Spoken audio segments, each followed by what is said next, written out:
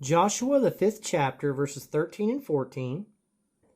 And it came to pass when Joshua was by Jericho, that he lifted up his eyes and looked, and behold, there stood a man over against him with his sword drawn in his hand.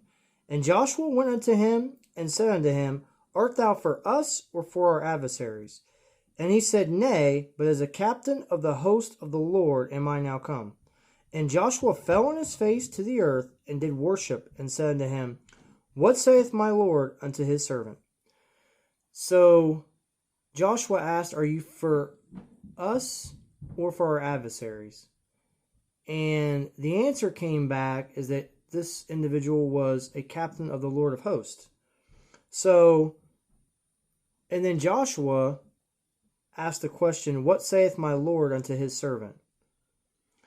So, we don't need to question whether or not God is for us, because God is for us. If we're Christian people, God is for us. But let's be for him.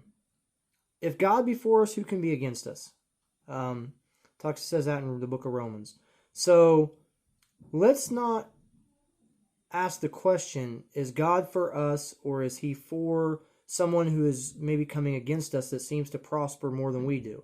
Let's not ask that question.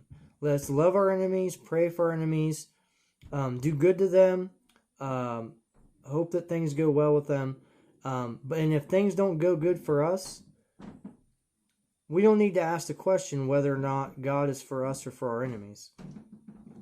If we're Christian people, God is for us, but we need to be for him. And when Joshua asked this question, it's a good reminder to all of us, regardless whether we're what skin color we are, what nationality we are, whether we're a male or a female or whatever we are, whatever our nationality is, our race is, our sex is, whatever it is, that doesn't determine whether or not God is for us. What determines whether or not God is for us is if we're for him. That's what determines whether or not God is for us.